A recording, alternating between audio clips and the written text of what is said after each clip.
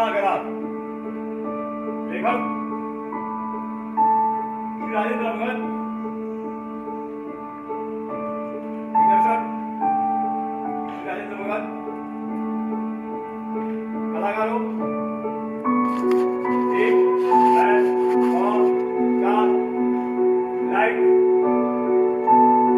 Music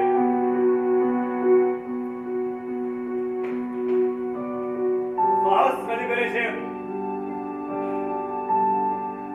गुणागरा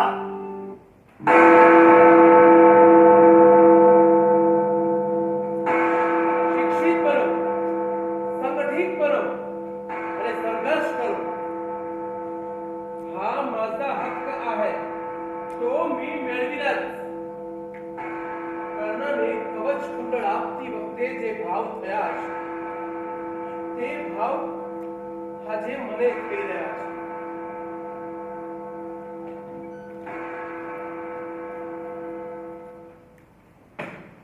નમસ્કાર. Doctor Baba Saheb આંબેડકરને તો જાણો છો ને? ભારત દેશના બંધારણના ઘડવૈયા. આંબેડકર જયંતીની રજા તો માણતા જ હશો. આવો ડોક્ટર બાબા સાહેબ આંબેડકરની વાત સાંભળીએ એમની જ પાસે.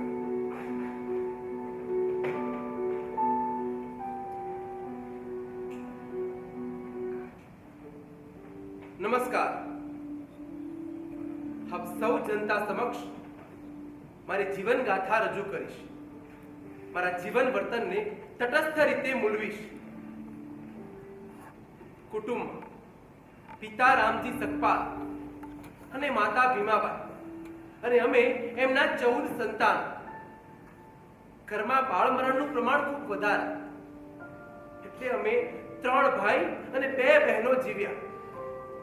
સૌથી મોટા બલરામ, બીજા આનંદરાવ, સૌથી નાનો હું. બહેનોમાં સૌથી મોટી મંજુલા ને નાની તુલસી. મારો જન્મ 14મી એપ્રિલ ઈસવીસન 1891 માં ઇન્દોર શહેર નજીક મિલિટરી હેડક્વાર્ટર્સ ઓફ વોરિયર્સમાં થયો. એટલે મારી અંદર એક વિદ્રોહી યોદ્ધો મારો સમવયસ્ક થઈને ઉછરી રહ્યો હતો. બાળપણમાં અમે ખૂબ રેઢિયાળ જીવન જીવ્યું, ખૂબ તોફાન મસ્તી કરતા. મારી માતાનું નામ ભીમાબાઈ. હું 6 વર્ષનો હતો ને મારી માતા મૃત્યુ પામી.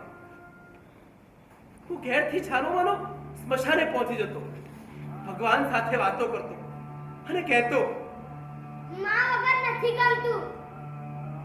ભગવાન મને મારી માં પાછી આપો.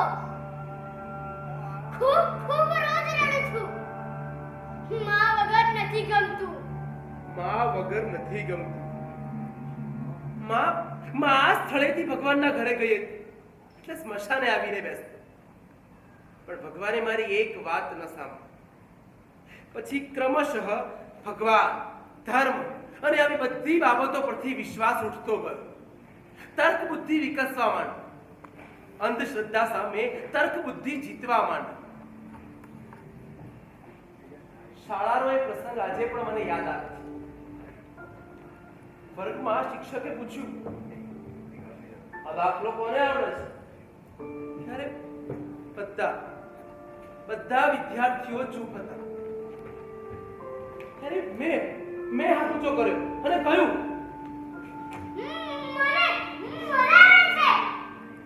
શિક્ષકે કહ્યું, પાટિયા પર ઘણી બતાવો. હું ઊભો થયો, 2 ડગલા ચાલ્યો કે વર્ગના બધા વિદ્યાર્થીઓએ વિરોધ કર્યો. શિક્ષકે પૂછ્યું, શું તકલીફ છે? ત્યારે ઉચ્ચ વર્ણના વિદ્યાર્થીઓએ એમને મળેલા સંસ્કાર પ્રમાણે જવાબ આપ્યો, એ અછૂત છે.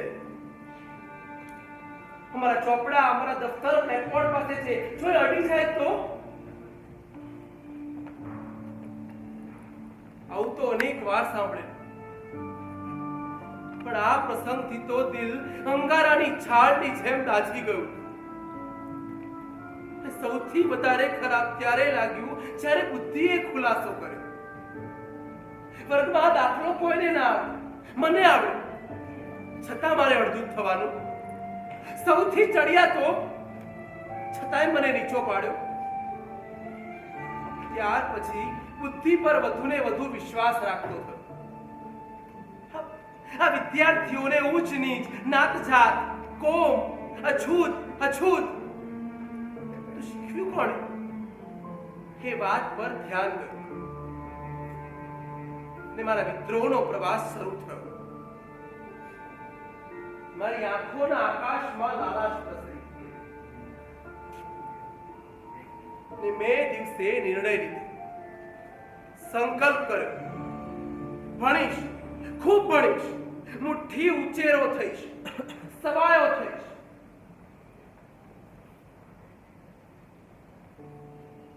પણ અછૂતની જિંદગી તો નહીં જ જીવું. તે જીવન ચક્ર ફરતું રહ્યું. 1902 માં મેટ્રિક પરીક્ષા પાસ કરનાર અમારા સમાજમાંથી હું પ્રથમ. એટલે મારો માન મોભો વધ્યો, મારી પ્રતિષ્ઠા વધી. લોકો મને પરદેશી સાહેબ જેટલો આદર આપવા લાગ્યા. હું આમ ખુરશીમાં બેસું અને મારા મિત્રોને મારી બાજુમાં બેસવા કહું તો આપણે લોકો મારી સામે જ આવીને બેસી જાય ને વાતો કરે. વાતો શું, હું પૂછું અને જવાબ પણ વિચારતા વિચારતા આપે. હા, એ જ મિત્રો છે જેમની સાથે નાનપણમાં હું તોફાન મસ્તી કરતો, વાંદરા વેડા કરતો. એ વિભા, એ રમવા હેડ, હે આવું છું. બધું છેટું પડી ગયું. મારી સાહેબની જાતિ થઈ ગઈ. મેટ્રિક પરીક્ષામાં એ કરસડિયા, એ રમતુડા, એ ભણ્યા અહીંયા જલ્દી જલ્દી. આપણો રોશની મંદિર છે ને ત્યાં જમણવાર પતી ગયો છે ને પાછળ પતરાળા પ્રકાશ છે. હાલે બેટા તેમાં સંપલે. મેટ્રિક પરીક્ષા પાસ કર્યા પછી આ બધા કાગડાઓમાં હું સફેદ રંગથી રંગાયેલો કાગડો સાવ જુદો પડી ગયો. અને 1908 ની સાલમાં મારા લગ્ન થયા. એ સાંકડી ચાલીના સાંકડા મકાનમાં માતા પિતા, કોઈ અને મારો આખો પરિવાર. અને એ પરિવાર, એ ભીડમાં દાંપત્ય જીવનની ઉત્તેજના, આંખોથી આંખોની વાત, મારી રમાની ના રમુની વીરહીણી આંખોમાં આંસુ જોઈ મનમાં વલોપાત થાય. પણ ઉપાય શું? સંસ્કૃત તો ભણવા ના મળે. દેવની ભાષા અમને કોણ ભણાવે? તે ના છૂટકે ઉર્દુ સાથે મેટ્રિક પાસ કરવું પડ્યું. એટલે ગઝલ ગઝોરાથી રોમાંચિત ક્ષણો નાણી, માણી, જાણી ને ભીની આંખોએ રમું મારા હૃદયમાં સમાણી. એ હાલો, એ વારું લેવાનો વખત થઈ ગયો. હાલો જલ્દી હાલો. પ્રેમ થાય ત્યારે અનુકૂળતા એ ભરપૂર થાય. અને આમ જીવન સરવૈયામાં દાંપત્ય જીવન અનિયમિત હપ્તાઓમાં જમા થાય.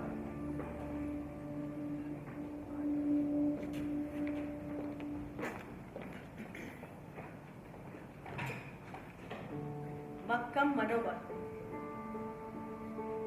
અડગ ઈરાદા અને શાંત મહાસાગરના પ્રતીક સમો ભીમરાવ મુંબઈની કોલેજમાંથી અભ્યાસ પૂરો કરે છે.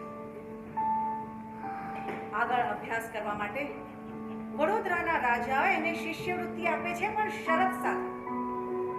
અને શરત એ કે અભ્યાસ પૂરો કરવો અને વડોદરામાં આવીને નોકરી કરવી.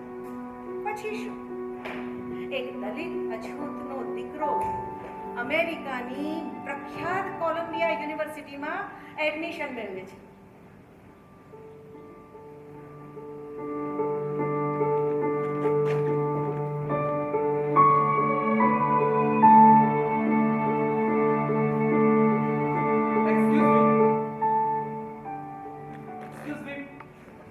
પ્રોફેસર સેલિંગમેનને જોયા છે? તેઓ ત્યાં. રે દીક્ષિત, તું?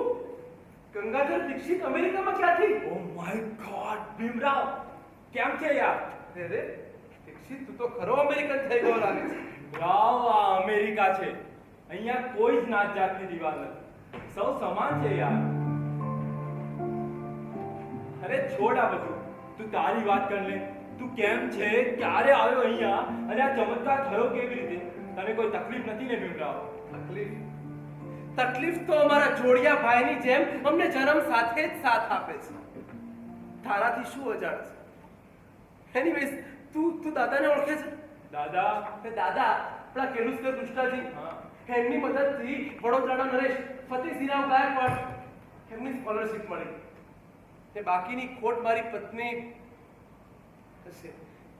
જીવનમાં ભણી ગણીને કંઈક બનવું છે. ભીમરાવ, આ ભારતની તકલીફો અને આ સંકુચિત દલિત સાથેનો પૂર્વગ્રહ તને ક્યારે અહીંયા નહીં જોવા મળે.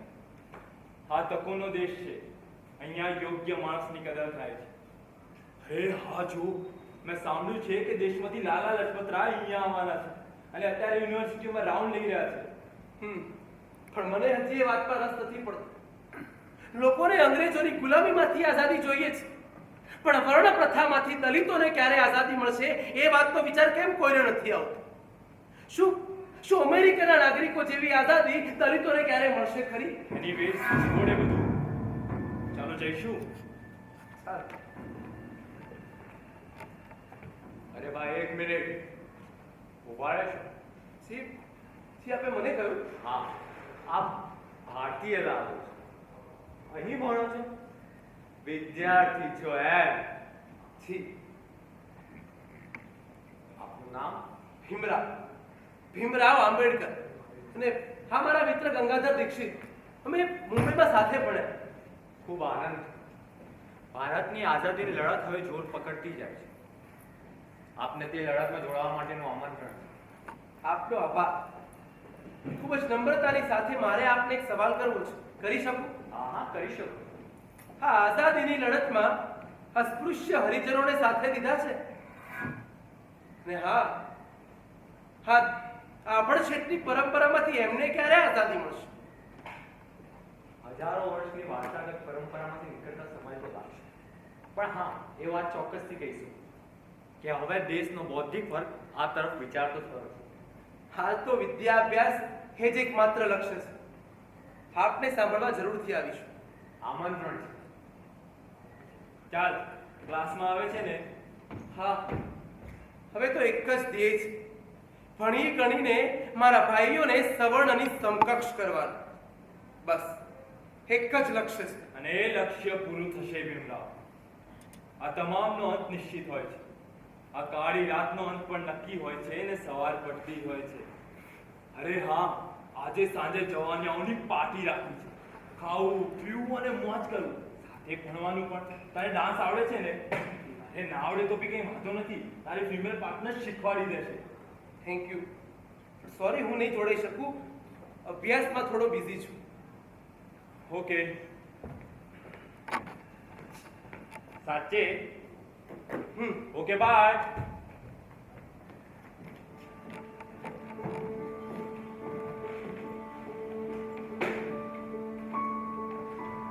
ને આમ ભીમરાવે કોલંબિયા યુનિવર્સિટીમાંથી અભ્યાસ પૂરો કર્યો અને ડિગ્રી મેળવી ને શરત પ્રમાણે વડોદરા આવીને નોકરી પણ સ્વીકારી.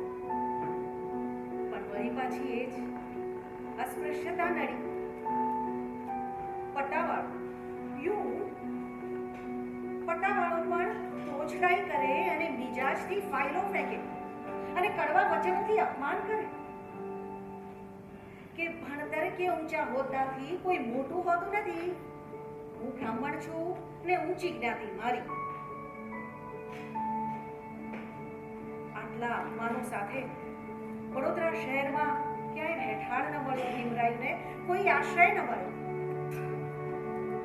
થાકીને ભીમરાવ એક વૃક્ષ નીચે બેઠા ને આખી રાત ધ્રુસકે રોયા.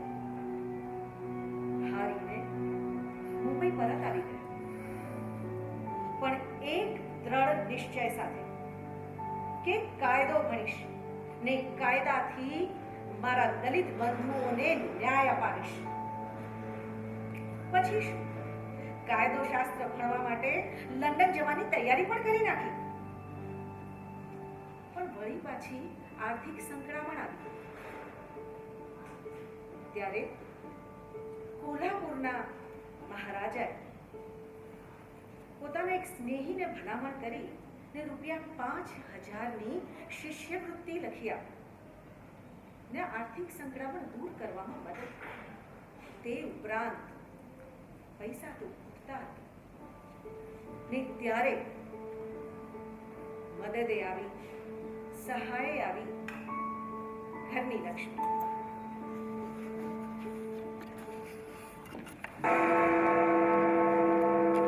પૂરતા પૈસાની વ્યવસ્થા થઈ ગઈ. શું કરું?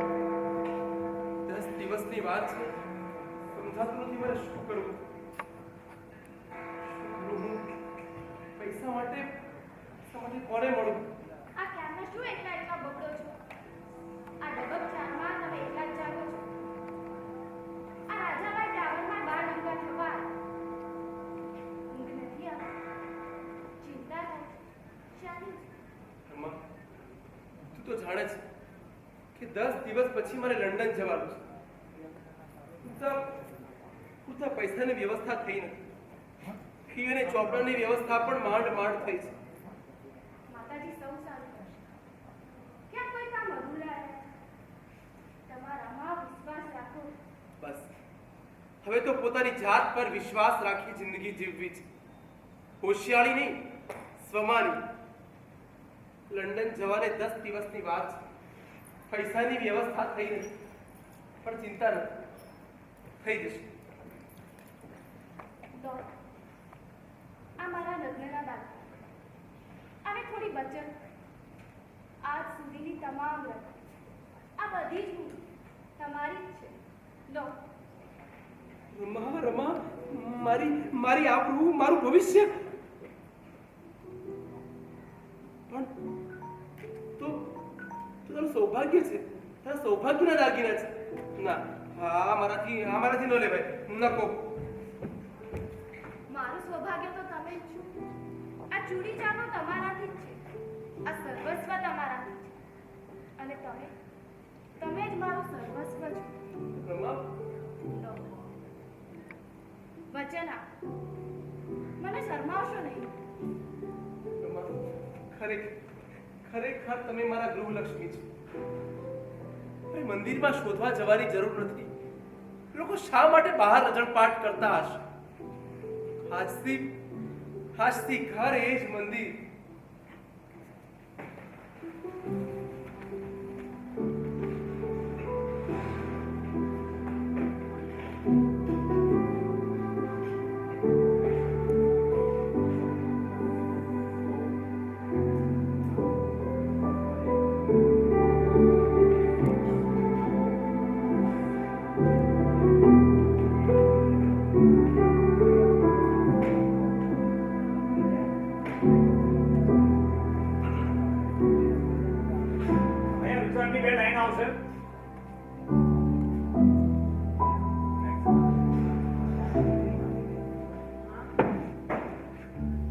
Hello, Dr. Bhimrao Ambedkar.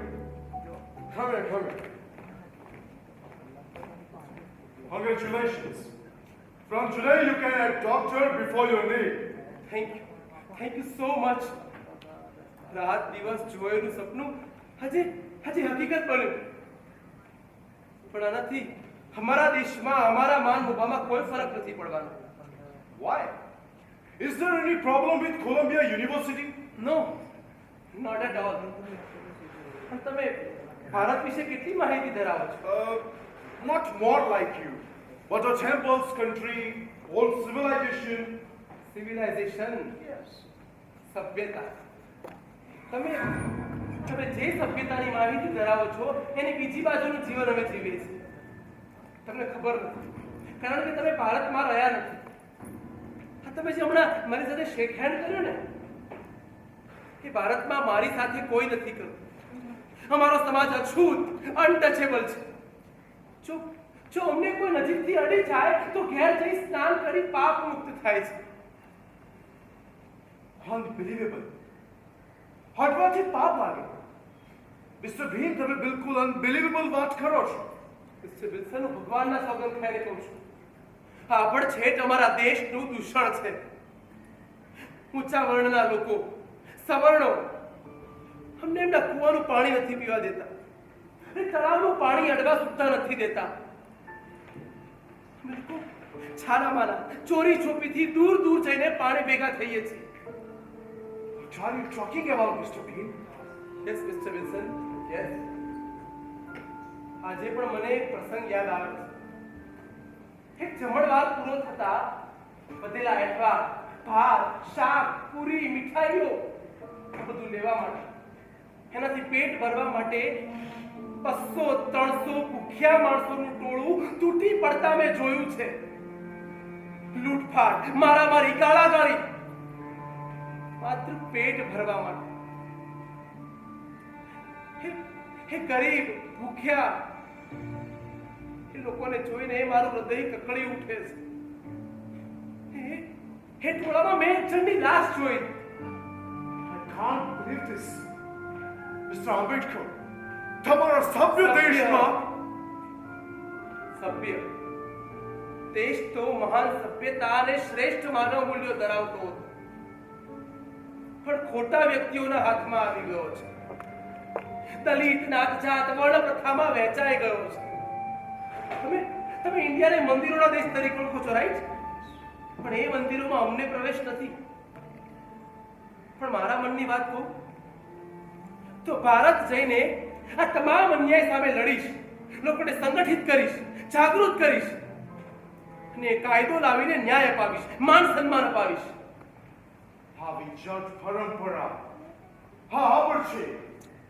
Mister Bhimrao Ambedkar, મેં તમારી બધી જ વાતો સાંભળી, પણ તમે આ બધું દૂર કેવી રીતે કરી શકશો? અને તમને તમારા સમાજમાંથી કેટલા સમજદાર મળશે અને તેમાંથી પણ કેટલા તમારો સાથ આપશે? આઈ નો મિસ્ટર વિલ્સન, કામ અઘરું છે, કપરું છે, પણ અશક્ય નથી. હું લડીશ, છેક સુધી લડીશ, લોકોને એકત્રિત કરીશ, જગાડીશ, જાગૃત કરીશ. તોય પરિણામ નહીં આવે તો મારી જાતને ગોળી મારી ખતમ કરીશ. Hey, Dr. Bhimrao Ambedkar, I pray for your better life, and my best wishes are always with you, and wish you all the very best. Thank you so much. I really need your wishes. કારણ કે India જઈને મારે મારા કરોડો બંધુઓનો ઉદ્ધાર કરવાનો છે. May God bless you.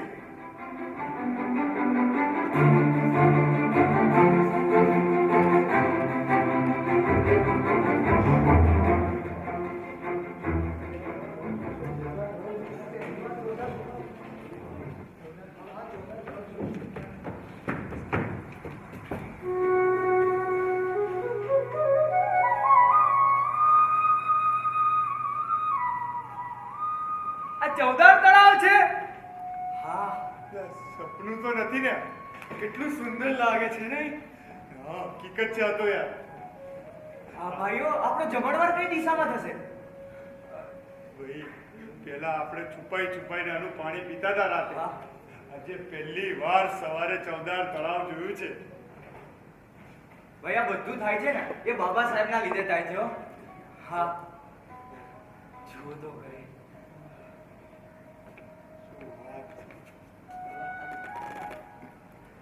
હા, હા, ખરેખર ચૌદાર તળાવ છે. અને એની ઉત્તર તરફની દિશાએ આપણે બધા ભેગા થઈને જમણવાર કરીશું. બાવા, બધું તમારા પ્રતાપે થાય છે. ના, આમાં તમારા બધાનો સહયોગ પણ એટલો જ મહત્વનો છે. બાબા, આમાંથી કેટલાક તો પહેલી વાર અનાજનું ભોજન કરશે. પૂરી, શાક, દાળ, ભાત અને પેલો કયો થાય હતો? મોહનથાળ. અરે જોયું બાબા સાહેબ, ખાવા તો કેટલા હશે જેને મોહનથાળનો ટુકડો ખાધો તો શું જોયો પણ નહીં હોય. હા, બરાબર.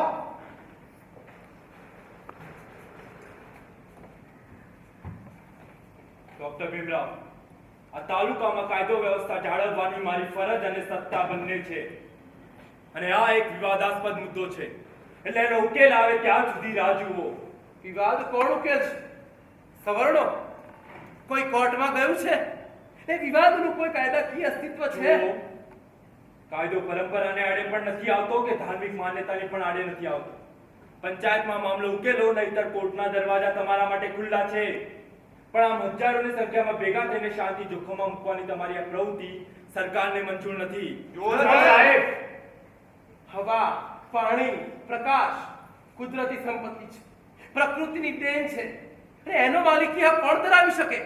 14 તળાવનું પાણી બધા માટે ખુલ્લું છે અને રહેશે એવો ઠરાવ થયો છે. તો ના છૂટકે મારે શાંતિ ભંગ માટે કાયદેસર પગલાં લેવા પડશે. પણ એ વાત ન ભૂલતા કે મારી સાથે 87 ગામોમાંથી આવેલા મારા ભાઈઓ સત્યાગ્રહમાં જોડાયેલા છે. ત્યારે તમારે યાદ રાખવું જોઈએ કે આ વિવાદાસ્પદ પ્રશ્નના ઉકેલ પછી તમે આ તળાવનું પાણી વાપરી શકશો.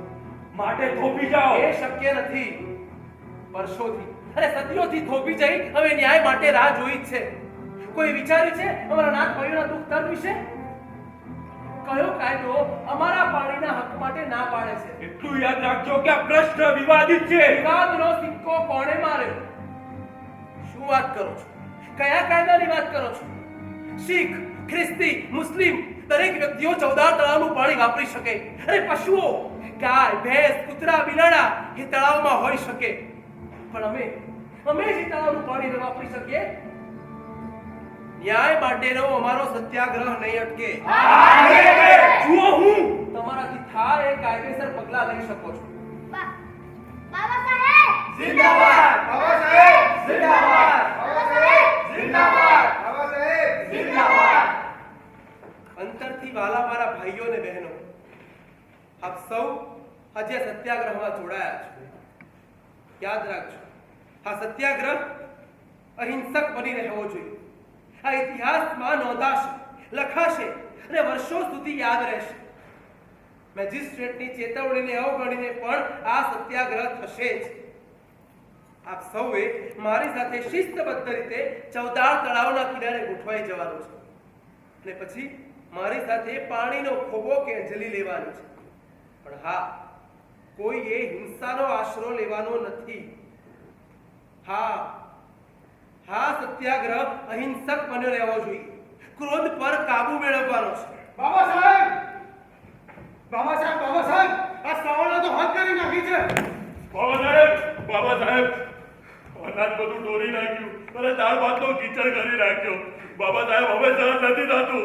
બાબા સાહેબ, હવે એ લોકોના પાત્ર ફોડી નાખ્યું.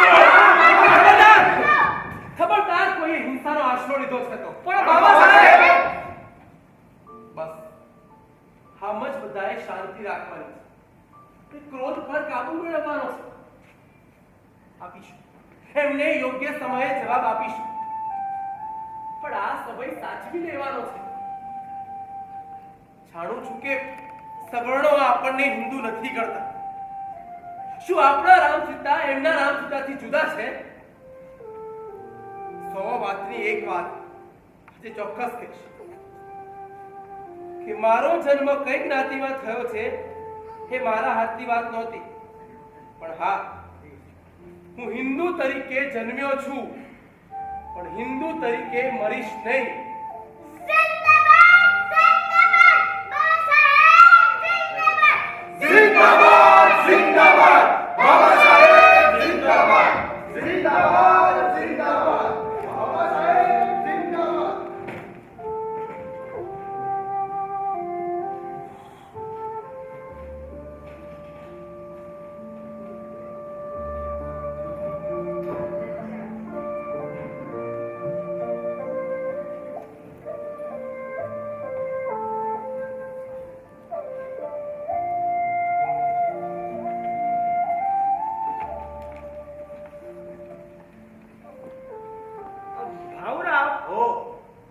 બાબા સાહેબની મહેનત હવે રંગ લાવી રહી છે.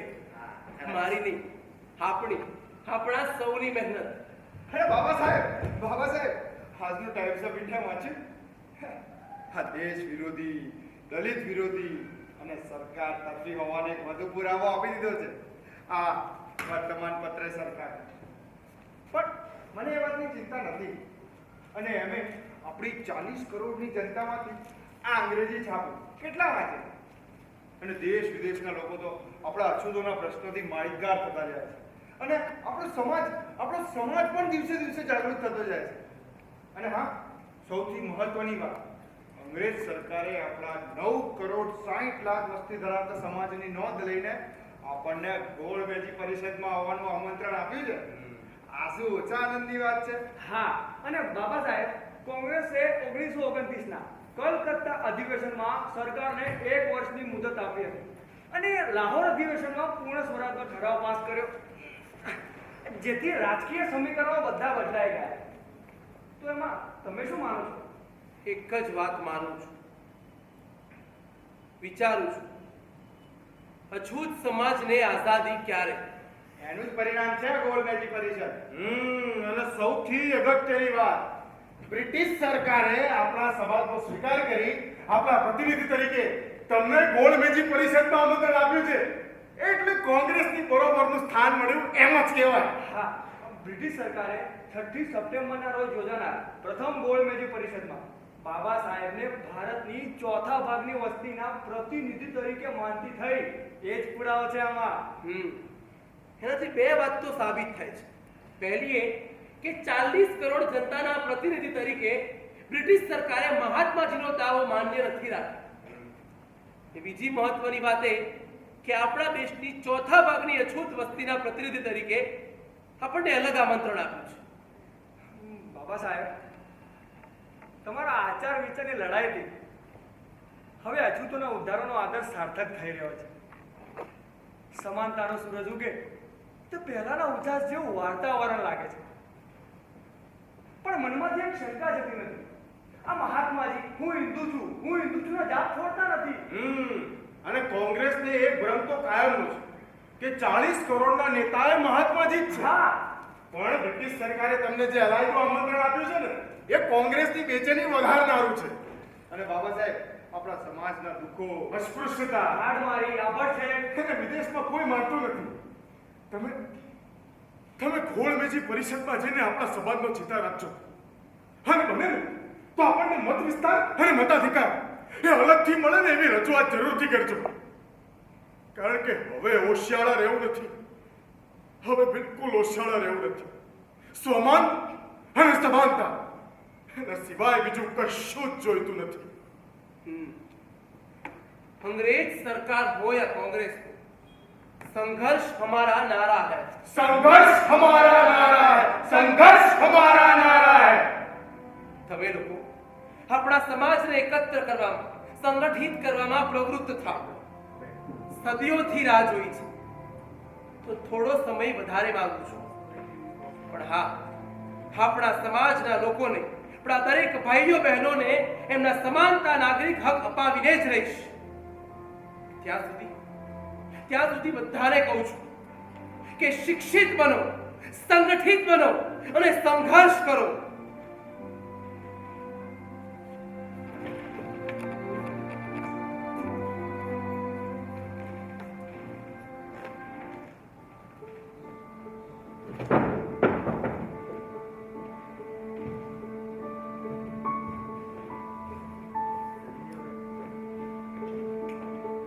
મહાત્મા ગાંધીનો એક જ ઉદ્દેશ, પૂર્ણ સ્વરાજ.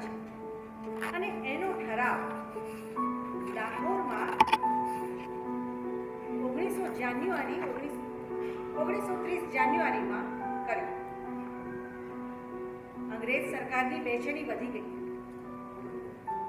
સમગ્ર રાષ્ટ્રના એકમાત્ર પ્રતિનિધિ તરીકે અંગ્રેજ સરકાર ગાંધીજીનો સ્વીકાર કરે. પણ એમાં બન્યું એવું કે 30,000 તાર દલિત સમાજે લંડનમાં અંગ્રેજ સરકારને કર્યા અને એમની પર દબાણ કર્યું કે દલિત સમાજના એકમાત્ર પ્રતિનિધિ તરીકે બાબા સાહેબનો સ્વીકાર કરવો.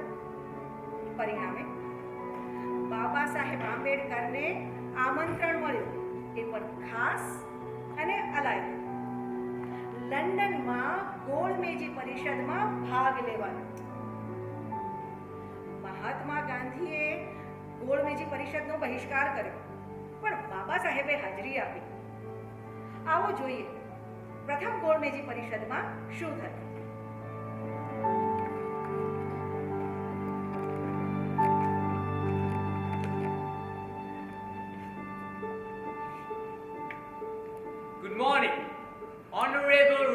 invited guests.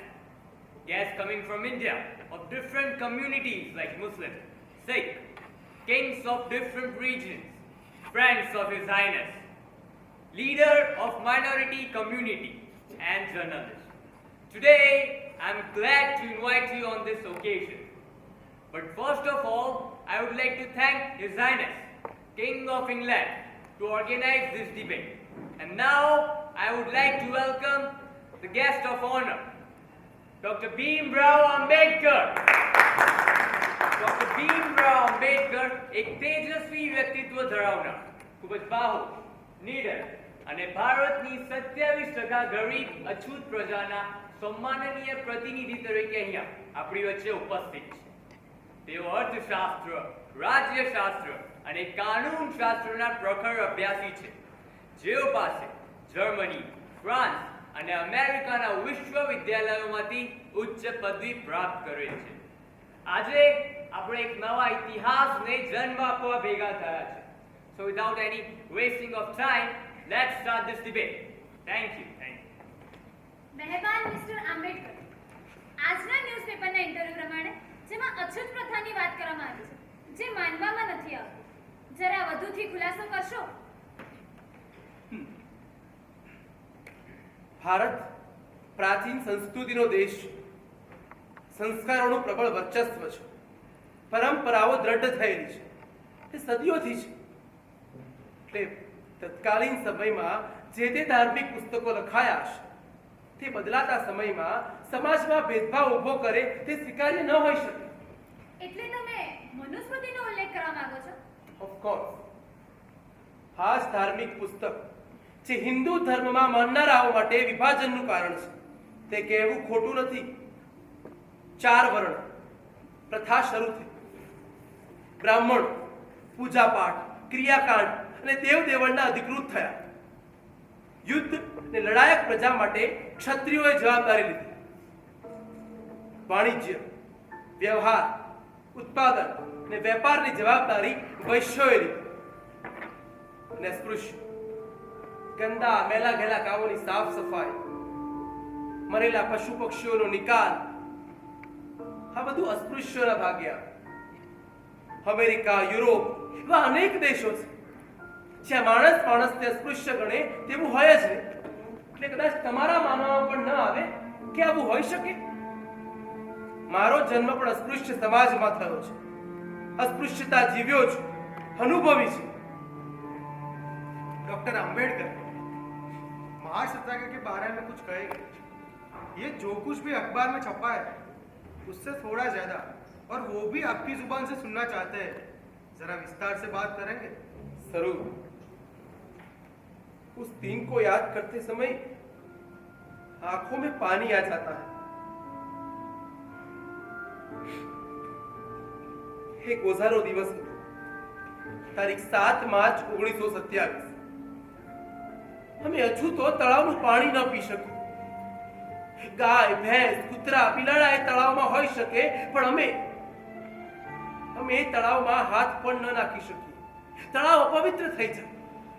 બસ આ જ અન્યાયનો વિરોધ કરવા મહારાષ્ટ્રના મહાડ મુકામે અમે 15,000 સત્યાગ્રહીઓએ સત્યાગ્રહ કર્યો અને અમારી જાગૃતિ માટેનો અવાજ બુલંદ કર્યો. મનુસ્મૃતિ માણસ વચ્ચે ભેદભાવ ઉભો કરી ભાગલા પાડનાર આ પુસ્તિકાની હોળી કરી બાળી. એ સમયે કેટલાક ધર્મજનોની આ સવર્ણોએ આક્રોશથી અમારા માથા ફોડે. તૈયાર વાસણો, રસોઈથી ભરેલા વાસણો ધૂળ ભેગા કર્યા. પણ આ વાતની અસર આખા દેશમાં ફેલાય, નોંધાય. દરેક ઉચ્ચ વર્ગે એની ગંભીરતાથી નોંધ લીધી અને અમારા સમાજની જાગૃતિનો સૂર્યોદય થયો. ડોક્ટર ભીમરાવ આંબેડકર, તમે ભારતની જે વાતો કરી તેથી દુઃખ કરતા વધારે અમને આઘાત લાગ્યો છે. સમાન અને સમાનતા વગરની 27% ધરાવતી કુલ વસ્તી, જેની સંખ્યા લંડન અને ફ્રાન્સ જેટલી છે, તેની આ દશા. I feel really sorry after hearing this. But આનો ઉપાય શું? તમારા મનના વિચાર જણાવશો? મારા મનના વિચાર જણાવવા જ હું આ પહેલી ગોળમેજી પરિષદમાં આવ્યો છું. અમારા ભાઈઓની સંઘર્ષ યાત્રા જણાવવા આ પહેલી ગોળમેજી પરિષદમાં આવ્યો છું. મહાત્મા ગાંધી હિન્દુ છે, ધાર્મિક છે, પણ અમને હિન્દુ નથી ગણતા. એટલે અમારા સમાજનું પ્રતિનિધિત્વ કઈ રીતે કરી શકે? અમારા પ્રશ્નોને વાચા આપી એનું યોગ્ય મૂલ્યાંકન કરી બ્રિટિશ સરકાર સુધી એને પહોંચાડવા આવ્યો છું. આપ સૌએ મને શાંતિથી સાંભળ્યો ને મને આવકાર્યો. એ બદલ આપ સૌનો ખૂબ ખૂબ આભાર. Thank you very much.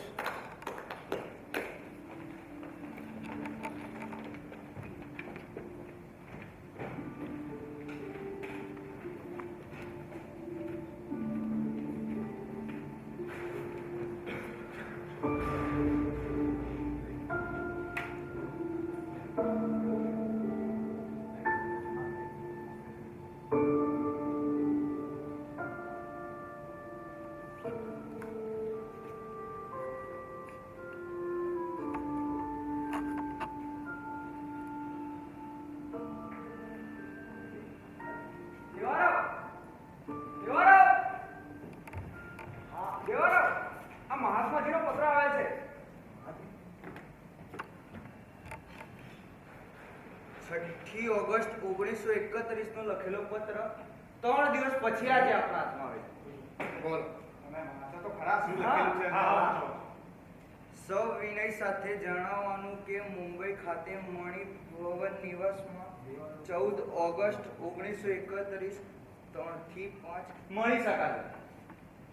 પણ મહાત્માજીનો પત્ર તો બાબા સાહેબને બહુ વહેલા મળવો જોઈએ હતો. એટલે કે પ્રથમ ગોળમેજી પરિષદ પછી. પ્રથમ ગોળમેજી પરિષદમાં બાબા સાહેબે ખૂબ જ અસરકારક રીતે આપણા સમાજના પ્રશ્નો રજૂ કર્યા અને સમગ્ર યુરોપના વર્તમાન પત્રોએ આપણી દારૂ સ્થિતિની ગંભીરતાથી નોંધ લીધી અને બીજા વર્તમાન પત્રોએ પણ આશ્ચર્ય આઘાત મિશ્રિત લાગણીઓ વ્યક્ત કરી. પણ હવે આભડછેટ દુનિયામાં ક્યાંય પણ અસ્તિત્વ ધરાવતી હશે. માણસ અને માણસ એ બંને વચ્ચે આવો વ્યવહાર હોઈ શકે? 100 વાતની એક વાત બાબા સાહેબે રંગ રાખ્યો. આપણી દુર્દશાનો વિસ્તૃત અહેવાલ બ્રિટિશના શહેનશાહે રસથી નોંધ્યો. બીજા દિવસે લંડન હાઉસ ઓફ લોર્ડ્સમાં બાબા સાહેબે ખૂબ વિગતો આપી કે લશ્કરમાં, પોલીસમાં અછૂતોની નોકરી પર પ્રતિબંધ શા માટે, મંદિર પ્રવેશ શા માટે નથી, કુવા કે તળાવનું પાણી અછૂતો શા માટે લઈ શકતા નથી. અને આ બધું સાંભળીને વડોદરા નરેશ શ્રીમંત ગાયકવાડની આંખમાં આંસુ આવી ગયા અને તેમણે જાહેરમાં કહ્યું કે અમારી આપેલી સ્કોલરશિપ યોગ્ય વ્યક્તિને અપાયેલ છે અને તે બાબા સાહેબે પણ પુરવાર કરેલ છે. અને આમ જુઓ તો મહાત્માની પરિષદમાં ગેરહાજરીથી બાબા સાહેબને અછૂત, આભડછેટ તથા સામાજિક સમસ્યાઓ રજૂ કરવાનું મોકળું મેદાન મળ્યું. ખુદ શહેનશાહે પણ આપણી વાતમાં વધુ જ છે તેમ વાઇસરોયે અધિકારથી કહ્યું. બાબા સાહેબની જોરદાર રજૂઆતથી આપણને અલગ મતાધિકાર મળેલ છે. તો મહાત્મા શા માટે અકારણ વિરોધ કરે છે? કશા કાય મંડળી. અરે બાબા, જો મારું શરીર સખત તાવથી તપે છે એટલે આજના વ્યસ્ત કાર્યક્રમો આપણે મુલતવી રાખવા પડશે. બાબા સાહેબ, આ મહાત્માજીનો પત્ર આવે છે. તેમાં તે જણાવે છે કે તમોને મુંબઈમાં મળવાનું અનુકૂળ ના હોય તો હું તમને આવીને મળું. તમે શું ધારો છો? તમને તાવ અને અશક્તિ છે તો મહાત્માને જ આપના નિવાસ સ્થાને આવીને મળે તેમ લખવું છે? ના, જો એમ થાય તો આપણે વધુ એક અપયશના ભાગીદાર થઈ. ને એમ પણ રાષ્ટ્રદ્રોહી, ધર્મ વિરોધી, ગાંધી વિરોધીની મારી છાપ તો છે જ. ભારતના અસહિષ્ણુ વર્ગને આપણે વધુ એક તક નથી આપવી. તો પછી મહાત્માએ આપે 14 ઓગસ્ટે મુંબઈ જઈ મળી લઈશું. એ જ યોગ્ય રહેશે. પત્ર લખી જણાવો. 14 ઓગસ્ટ બપોરે 4 વાગે મુલાકાત કબૂલ છે. અરે હા, જાત પાત તોડક મંડળના પ્રમુખને પત્ર પાઠવી દીધો. આજે જ બધા એકમોને પરિપત્ર પાઠવી દીધો. આજે આપણા સમાજને હું એક વચન આપું છું કે વર્ષોથી, સદીઓથી તમે જે દુઃખો સહન કર્યા છે, તમે જે હાડમારી ભોગવી છે, એ તમારી આવનારી પેઢીના સંતાનોએ નહીં ભોગવવી પડે.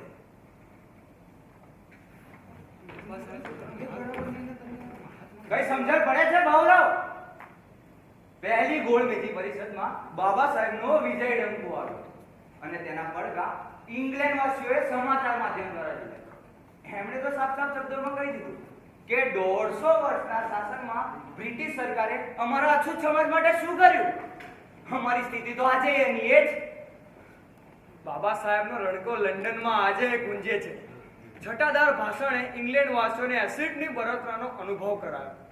સૌને એનો તરત ફાયદો એ થયો કે બ્રિટિશના વડાપ્રધાન રેમ્સે મેકડોનાલ્ડની આમ સભામાં આપણા માટે સહાનુભૂતિનું વાતાવરણ ઊભું થયું. આપણા માટે અલગ વસાહત નોકરીઓ પણ. અરે બીજું બધું તો ઠીક છે, પણ તમે જોયું મદ્રાસની જાહેર સભામાં જવાહરલાલે પણ જાહેર કર્યું કે કોઈ કોંગ્રેસી સભ્યે ગોળ મેજી પરિષદમાં ભાગ લેનારને દેશદ્રોહી કયા જ નથી. અને સૌથી મોટામાં મોટો ફાયદો તો એ થયો કે પોલીસ ખાતામાં આપણા સમાજના કોઈને પણ નોકરીએ રાખતા નહોતા. પણ હવે પોલીસ ખાતાનું વલણ બદલાયું છે અને આપણા સમાજના લોકોને હવે નોકરીએ રાખવા મળ્યા છે. આ જોયો, આ બધું ગોળ મેજી પરિષદ પછીનો ફેરફાર છે, જોયો ને? પણ હવે ચિંતા તો એક જ વાતની છે કે બાબા સાહેબ અને મહાત્માની મુલાકાત કેવી હશે? બંને અડગ, કાયદાશાસ્ત્રી, તર્કના નિષ્ણાત. 100 વાતની એક વાત. અછૂત સમાજના એકમાત્ર અધિકૃત પ્રતિનિધિ તરીકે બ્રિટિશ સરકારે બાબા સાહેબને સ્વીકાર્યા. આ સત્ય મહાત્મા સ્વીકારશે ખરા?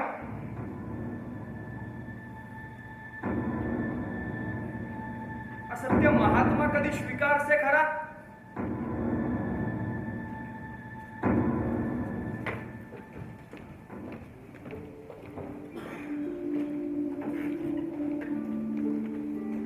વર્ધા આશ્રમથી મહાત્મા ગાંધીએ જાહેરાત કરી કે લઘુમતી કોમ ઈસાઈ, શીખ, પારસી, મુસલમાનોને લઘુમતીના હકો મળે ને અંગ્રેજ સરકાર આપે એમાં કોઈ વાંધો નથી, પણ દલિત સમાજને હિન્દુ ધર્મથી અળગા નહીં જ થવા દો. હવે બાબા સાહેબે લંડન ગોળમેજીમાં જે રજૂઆત કરી હતી ને, એના ફળ સ્વરૂપે દલિત સમાજને નોકરીઓ મળવા લાગી, વાતાવરણ બદલાવા લાગ્યું અને મહાત્મા ગાંધીએ પત્ર લખીને ડોક્ટર બાબા સાહેબ આંબેડકરને મળવાનું આયોજન કર્યું.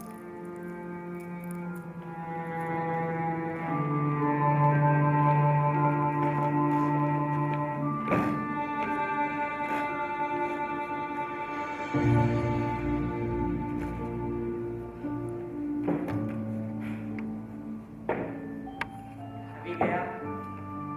વરસાદ ખૂબ છે, અગવડ પડી હશે. બાપુ, અગવડ તો જન્મ સાથે જ જોડાઈ ગઈ છે. રોજ રોજ શી ફરિયાદ કરવી? ભીમરાવ, તમારી કડવાશ મારાથી ક્યાં અજાણી? ને ભીમરાવ, તમને ખ્યાલ ના હોય તો તમારા જન્મ પહેલેથી જ આ પ્રશ્ન હું વિચારતો આવ્યો છું અને કોંગ્રેસના કાર્યક્રમોમાં મેં અછૂત પ્રથાના નિવારણ માટે અનેક પ્રયત્નો કર્યા છે. પણ પરિસ્થિતિ આજે પણ એની એ જ છે. વાસ્તવિકતા આજે નથી બદલાય. ભીમરાવ, તમે જરા સમજો. આ પ્રશ્ન ધાર્મિક તથા સામાજિક હોવાથી વિરોધ થયો, પણ મેં ઘરકાર્યો નથી અને ક્યારેય પાછી પાની પણ નથી. પણ તમારી આ કોંગ્રેસ સંસ્થા અને મારા વિરુદ્ધની ફરિયાદ સમજાતી નથી. એ જ સમજાવવા બધા જ કામ પડતા મૂકીને છેક અમરાવતીથી અહીં સુધી આવ્યા છીએ.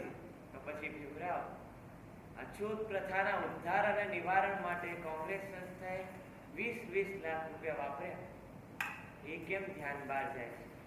માન્ય, પૈસા ખર્ચાય પણ પરિણામ શૂન્ય. અમારા મત પ્રમાણે જો એ પૈસા અછૂત પ્રથા નિવારણના આયોજનમાં ખર્ચાયા હોત તો કદાચ પરિણામ લાવનાર સાબિત થાય. અને તમને ગૌરવ અને મને અભિનંદન આપવા ખુદ પોતે નાગપુર આવ્યા હોત, પણ અમને વિશ્વાસમાં ન લેવાનું કોઈ કારણ? તમને કોંગ્રેસની ગંભીરતા પર હજી એ વિશ્વાસ નથી? પ્રામાણિક રીતે કહું બાપુ, તો અવિશ્વાસના મારી પાસે પૂરતા કારણો છે, પૂરતા પ્રમાણ છે. સેવા કે જણાવો ભીમરાવ, ખુલ્લા મને જણાવો. તો સાંભળો, કોંગ્રેસ પક્ષે ધાર્યું હોત તો અછૂત પ્રથા નિવારણ માટે ચોક્કસ ઉપાયો શોધ્યા હોત, કોઈ ખાસ શરતો મુકાઈ હોત, જેમ કે કોઈ અછૂત બાળકને શિક્ષા આપીશ અથવા અઠવાડિયે એક વખત જમાડીશ. પણ ના, કારણ ભીમરાવ, અત્યારે આપણું ધ્યેય ફક્ત આઝાદી છે. ભીમરાવ, આ ધર્મ, કોમ કે પછી નાત-જાત ઉપર વિચારવું અત્યારે મને યોગ્ય નથી લાગતું. બાપુ, ધર્મ, કોમ, નાત-જાતથી ભાગલા વધશે ને કોંગ્રેસને સંખ્યાબળની આવશ્યકતા છે, પણ આ ભાગલા પક્ષને નિર્બળ બનાવશે એ વાત કેમ ધ્યાન બહાર જાય છે? ભીમરાવ, અત્યારે કોંગ્રેસ પક્ષને સંખ્યાબળ તથા અર્થબળની અત્યંત આવશ્યકતા છે. ઓહ, એટલે એ વાત તો સ્પષ્ટ થઈ કે કોંગ્રેસને સંખ્યાબળ અને અર્થબળની જ સર્વોચ્ચ પ્રાથમિકતા છે. એટલે કોંગ્રેસ પક્ષના સભ્ય સાથે અછૂત પ્રથા નિવારણની વાત કરવી નિરર્થક છે. ભીમરાવ, અત્યારે આપણું ધ્યેય ફક્ત આઝાદી. ભીમરાવ, કોંગ્રેસ જ દેશનો સૌથી મોટો પક્ષ હશે તો આઝાદી વહેલી મેળવી શકાશે. પણ અમારું તો સ્પષ્ટપણે માનવું છે બાપુ કે આઝાદીની રથયાત્રામાં અમારા ભાઈઓને પણ સામેલ કરવા જોઈએ, જે દેશની વસ્તીનો સૌથી મોટો ભાગ છે. પણ તત્વનિષ્ઠા, સત્યનિષ્ઠાને બાજુ પર મૂકીને કોંગ્રેસ માત્ર સંખ્યાબળ અને અર્થબળને જ વધુ મહત્વ આપે છે, ખરું ને? ભીમરાવ, તમે બસ બાપુ, હવે સત્ય અને સ્પષ્ટ વાત કરવાનો સમય આવી ગયો છે. અછૂત પ્રથા નિવારણ અંગે કોંગ્રેસની ચિત્ત શુદ્ધિ દેખાતી નથી. એટલે આવી પરિસ્થિતિમાં સવર્ણ, કોંગ્રેસ કે પછી આપના જેવા મહાત્માઓનો પણ અમને આધાર ન જોઈએ. અમે આત્મવિશ્વાસ અને સબળે લડી રહીશું. મેં રાષ્ટ્રીય જાણું છું કે કોંગ્રેસ મારો વિરોધ કરે છે, મને અરાષ્ટ્રીય કહીને ભગોવે છે, મારા કાર્યનો વિરોધ કરે છે.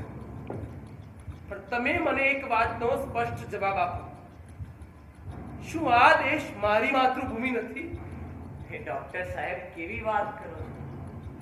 તમે તો આ દેશની સેવા કરી. અને ડોક્ટર, ગોળ મેજી પરિષદનું તમારા પ્રવચનની તો આખા દેશે નોંધ લીધી છે. પછી તમારી જ માતૃભૂમિ કહેવાય. બસ મિસ્ટર મોહનદાસ કરમચંદ ગાંધી, બસ બહુ થયું. તમે ભલે કહો કે મારે માતૃભૂમિ છે, પણ હું ફરીથી કહું છું કે અમારે કોઈ માતૃભૂમિ જ નથી. જે દેશમાં કૂતરા, બિલાડાને જે અધિકારો છે એ અમને અછૂતોને નથી. અને અમારું સમાન જળવાતું નથી, માનવતાની નાતે અમને કોઈ સ્વીકારતું નથી. આવી ભૂમિને મારી માતૃભૂમિ ગણવા હું તૈયાર જ નથી, કે આવા ધર્મને હું મારો ધર્મ માનતો જ નથી. પછી ભલે મને કોઈ અરાષ્ટ્રીય કહીને વગોવે કે ગાળો બોલે, મને કોઈ ફરક નથી પડતો. ભીમરાવ, તમારી પાસે રાષ્ટ્રીય અરે હા, મારાથી આ રાષ્ટ્રનું અકલ્યાણ કોઈ દિવસ નહીં થાય, પણ મારા ભાઈઓને એમના માનવાધિકાર અપાવીને જ જંપીશ. જીવનના છેલ્લા શ્વાસ સુધી, દેશમાં કે વિદેશમાં પણ. આજ પછી મારા તમામ શ્વાસ મારા નાત ભાઈઓ માટે જ રહેશે. ભીમરાવ,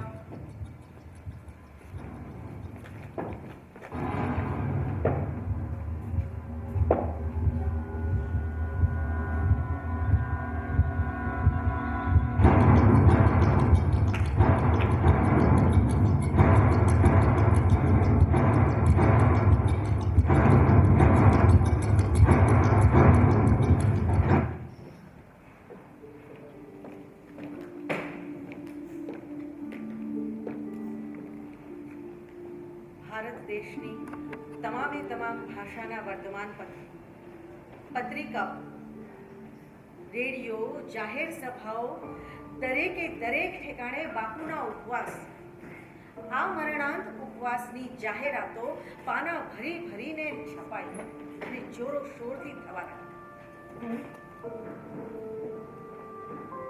આખો દેશ ચિંતામાં હતો.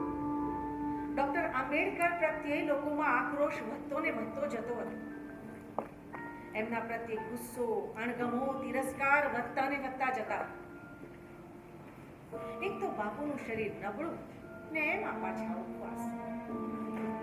ત્યારે પૂજ્ય કસ્તુરબાએ પુત્ર દેવદાસને અડધી રાત્રે તેડું લઈને મુંબઈ મોકલ્યો ડોક્ટર બાબા સાહેબ આંબેડકરને મળવા માટે.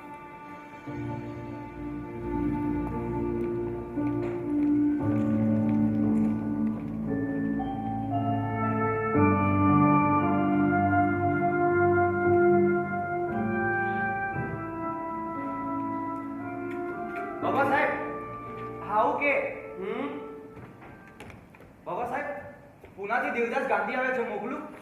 અરે હોય કઈ, મારે સામે જવું પડે. દેવદાસ, દેવદાસ, તમારે આટલી મોડી રાત્રે દોડવાની શી જરૂર હતી? ઘણી વાત તો હું પુના આવી જાઉં. આભાર ડોક્ટર.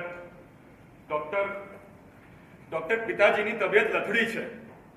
જેલના ડોક્ટરે લોહીના દબાણને સરખું કરવા સારવાર શરૂ કરી છે, પણ એમની ઉંમર અને તબિયત જોતા ભાઈ મને તમને મળીને વિનંતી કરવાનું કહ્યું છે. દેવદાસ, તમે મારાથી ઉંમરમાં મોટા છો, તમારે આટલી મોડી રાત્રે દોડવું પડે? જો બાના જીવનો ઉછાળ હું સમજી શકું છું, પણ આ પ્રશ્ન મારો નથી. મહાત્માજી અને અંગ્રેજ સરકાર વચ્ચેનો ગજગરાહ છે. બાનો સંદેશો લઈને આવ્યો છું. તેઓ જાતે જ આવવાના હતા, પણ ગઈકાલે આખી રાત જાગતા રહ્યા. ડોક્ટર 3 વાર તપાસવા આવ્યા હતા. બાપુનું શરીર હવે સાથ નથી દેતું અને ઉપવાસના લીધે તબિયત વધારે લથડી છે. મને ખબર છે. મેં હમણાં જ એમની તબિયત વિશે ભાળ મેળવી છે. મને ખરેખર ખૂબ દુઃખ થાય છે. પણ તમે તો સમજો, અમે બંને પક્ષકારો છીએ. તે લવાદનો ચુકાદો લવાદ જ બદલી શકે. લવાદ નિમવાના વિનંતી પત્રમાં મહાત્માજીએ પોતે સહી કરી છે. તટસ્થ રીતે જોવા જઈએ તો મેં તો સહી પણ નથી કરી. ડોક્ટર, એક નાના ભાઈ તરીકે મારે તમને લાગણીથી એક જ વિનંતી કરવાની. તમે પુના પધારો અને આ વાતનો ઉકેલ લાવો. અરે રાજેન્દ્ર પ્રસાદ અને જમનાદાસ બજાજ તમને મળવા આવવાના હતા, પણ બાનો આગ્રહ હતો કે તમે બંને ભાઈઓ મળો, ઉકેલ જરૂર આવશે. અને અંગત વાત કહું તો બાએ ખાસ ખોડો પાથરીને તમને વિનંતી કરી છે. તમે પુના પધારો અને આ વાતનો ઉકેલ લાવો. ડોક્ટર, બાએ ખોડો પાથરીને વિનંતી કરી છે. અરે બાને શું કામ ખોળો પાથરવો જોઈએ? જો બાને મારા પ્રણામ કહેજો. બાને કહેજો બેફિકર રહે, હું કાલે ચોક્કસ પુના આવીને મળીશ. પણ આખા અસ્પૃશ્ય સમાજ વતી હું એકલો નિર્ણય કેવી રીતે લઈ શકું? હા, પણ મારો પ્રયત્ન સહકારમાં જરૂર હશે. બાને મારા પ્રણામ કહેજો. ડોક્ટર, દેશ આખો ચિંતામાં છે, કોંગ્રેસીજનો ગુસ્સામાં છે, પણ મને તમારામાં પૂર્ણ શ્રદ્ધા છે ને એટલે જ અહીં આવ્યો છું તમને વિનંતી કરો. બાપુના પ્રાણ બચાવી લો ડોક્ટર, બાપુના પ્રાણ બચાવી લો.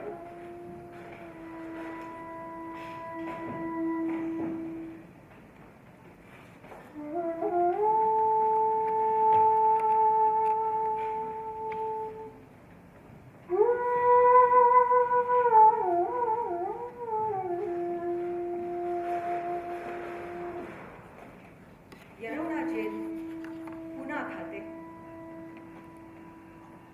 દેશના અગ્રણી નેતાઓ ચિંતાની હાલતમાં બેઠા. આખી વાતનો સુખદ ઉકેલ આવે એવી મનોમન ભગવાનને પ્રાર્થનાએ કરતા. ડોક્ટર આંબેડકર પ્રત્યે લોકોનો રોષ વધતો ને વધતો ચાલતો હતો અને આ આખી વાતની આખી ઘટનાની ચર્ચા પ્રજામાં, રેડિયોમાં, જાહેર સભાઓમાં ચરમસીમાએ પહોંચી ગઈ હતી. અમુક લોકો તો એવું માનતા હતા કે ફક્ત ડોક્ટર આંબેડકરનો જ દોષ છે અને એમને હિંસક ધમકીઓનો સામનો પણ કરવો પડતો હતો. અને આ બાજુ યરવડામાં આખો દેશ બાપુના ઉપવાસથી ઉચાટ અને આક્રોશની મિશ્ર લાગણી લઈને એમના પારણાની રાહ જોતો. ત્યારે જ બસ ત્યારે જ ડોક્ટર બાબા સાહેબ આંબેડકર મહાત્મા ગાંધીને મળવા ઉપસ્થિત થયા.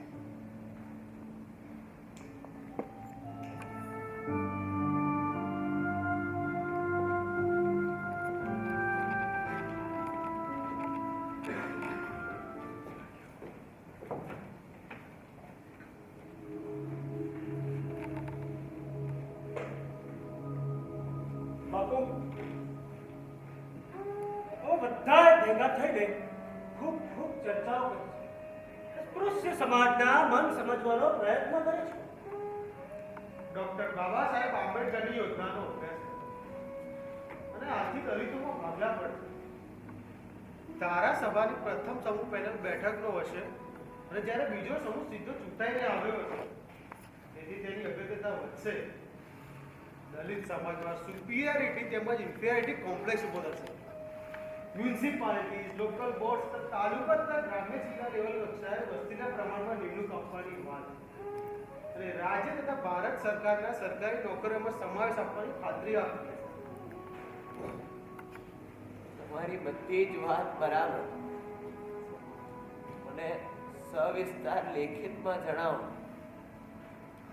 તે બાબા સાહેબ આવે એ પછી કંઈક રસ્તો નીકળે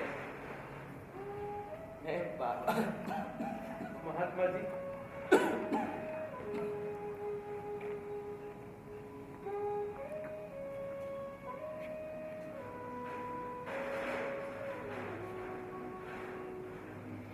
મહાત્માજી હંમેશા અમને ન્યાય કરતા આવ્યા છો. કદાચ વિધાતાએ એ જ લખ્યું હશે. દર વખતે હું જ ખોટો, દર વખતે મારો જ વાંક, દર વખતે વગોવણી મારી જ થાય. કોંગ્રેસની જેમ જો દેશ માટે લડું તો હું દેશ પ્રેમી, મારા ભાઈ બંધુઓ માટે લડું તો હું દેશદ્રોહી. બાપુ, તમારા કોંગ્રેસી સંતો બરાબર, હું તમારી બધી જ વાત સાથે સહમત છું. તમે મારી એક વાત માનો ને હિન્દુ ધર્મને તેના પાપોનું પ્રાયશ્ચિત કરવાનો તો સમય આપો. બાપુ, તમે 5 વર્ષના બદલે સર્વાનુમત 10 વર્ષે થાય તે માટે સંમતિ કેમ નથી આપતા? હું એક પ્રસ્તાવ મૂકું છું. મને તે યોગ્ય જ લાગે છે.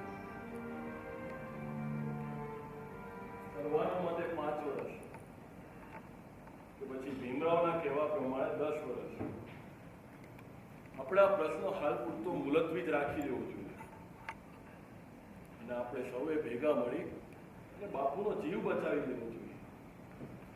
મને આ ઉકેલ વ્યવહારુ લાગે છે. ડોક્ટર ભીમરાવ, તમે સંમત છો? ના, બિલકુલ નહીં. મારું તો માનવું છે. બરાબર, હું તમારી બધી જ વાત સાથે સહમત છું. તમે જે કંઈ માનો છો, જે કંઈ પણ વિચારો છો, એ બધામાં હું તમારી સાથે છું. બરાબર, મને એક વાતનો જવાબ આપશો? તમને મારા પ્રાણ બચે તેમાં રસ કરો. બાપુ, આ શું બોલે? હું તો તમારો દીર્ઘાયુ ઈચ્છું છું. મને આપના તરફથી અપાર શ્રદ્ધા અને આશા છે. જો આપ મારા દલિતોના માટે સમર્પિત થવા તૈયાર હો તો તમે જ અમારા હીરો, તમે જ અમારા મહાનાયક બનશો. પછી ભીમરાવ, ત્યારે મારા પ્રાણ બચાવવા માટે તમારે શું કરવું જોઈએ એ તમને ખબર છે? બ્રિટનના વડાપ્રધાનના ચુકાદાથી જે કંઈ પણ કાયદો આવ્યો તે હક જોઈએ છે. ખરું ને? પણ ભીમરાવ, થોડી બેઠકો માટે શું કામ આગ્રહ રાખો છો? હું તો કહું છું કે દરેક બેઠક માટે પેનલ સિસ્ટમ હોવી જોઈએ. હા, અછૂત પ્રસ્થા અને હિન્દુ ધર્મ ક્યારેય વિખૂટા પડે તે વિચાર સુદ્ધા હું નથી કરતો. ભીમરાવ, આ યુદ્ધોનો ઉકેલ આપણે 10 વર્ષની અવધિએ રેફરન્ડમ દ્વારા લાવીશું. બરાબર? તો હવે હું એવું માનું છું આપણે આ પ્રશ્નનો ઉકેલ લાવીશું. બહાર ઉભેલા તમારા સભ્યને તમે તમારા જ મુખે કહી દો કે આ પ્રશ્નનો ઉકેલ આવે જ છે. હવે કોઈ પણ વિચાર ભેદને સ્થાન નથી. બાપુ, મારો આત્મા નથી માનતો, પણ આવા નાના ધ્યેય માટે તમારું જીવન જોખમમાં મુકાય એના કરતા એક બલિદાન વધુ. ને આમ પણ સદીઓથી અમારા સમાજે બલિદાન જ આપ્યા છે, તો એક વધુ બલિદાન. કવચ કુંડળ આપતી વખતે કર્ણને જે ભાવ થયા હશે, એ કવચ કુંડળ એના શરીરથી ઉખાડતી વખતે જે ભાવ થયા હશે, એ ભાવ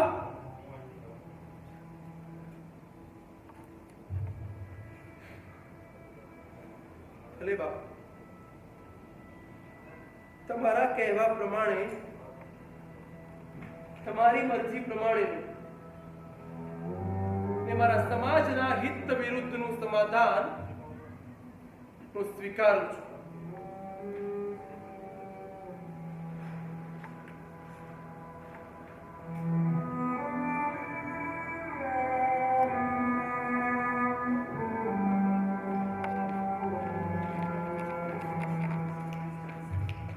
વચ્ચેથી આમ બોલો.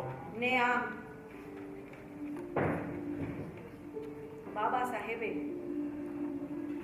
ગાંધી બાપુને પોતાના કુંડળ અને કવચ અર્પણ કર્યા અને ડોક્ટર આંબેડકર અને મહાત્મા ગાંધીની વચ્ચે પુના કરાર સંપન્ન થયો. બાકી પ્રેમ વાળું ગીત.